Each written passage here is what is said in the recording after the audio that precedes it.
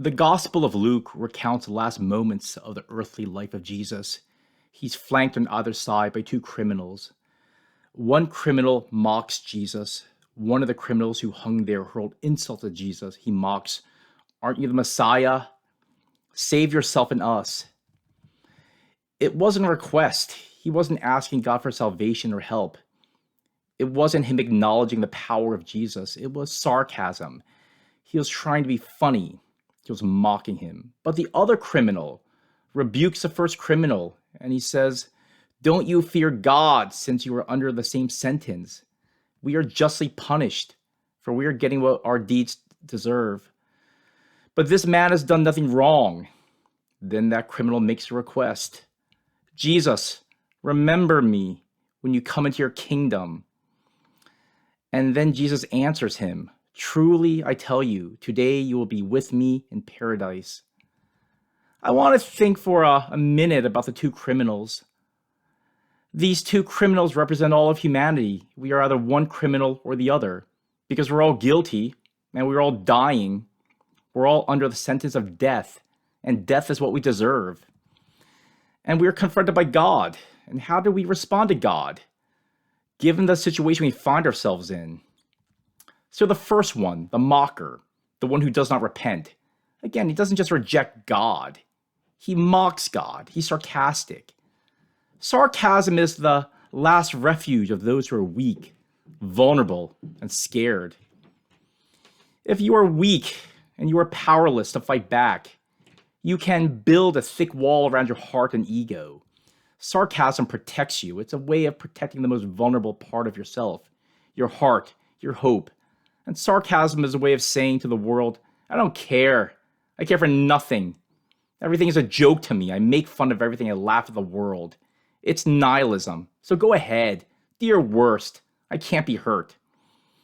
It's all an act of course. Sarcastic people are often those who have been most hurt and most insecure, the ones who feel most fragile and most vulnerable on the inside and are afraid to let the world know it. And the criminal, the mocker, he is all those things. He is literally stripped buck naked for everyone to see. He's nailed to a cross. He's guilty and he's dying. He's dead. He's only got a few hours left of life. And he's just a few feet away from God. And instead of asking or begging this God, who is his only and last hope for help and life, in his most vulnerable and helpless and desperate moment, he doesn't ask for God's help. He mocks God and says basically, "Whatever, I don't care. I'm making fun of you in this whole situation."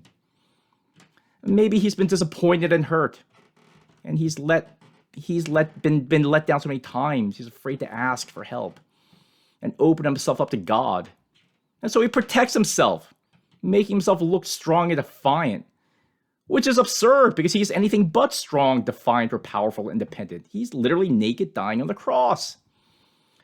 The second criminal makes a simple confession. No equivocation, no excuses. He simply says, "I'm guilty. I'm getting what I deserve." And so he then asks Jesus, "Will you help me? Will you remember me?" It's a question. It's a begging, not a demand. And he knows he doesn't deserve it. And he knows the answer could be no. The answer ought to be no, in fact, and he knows it.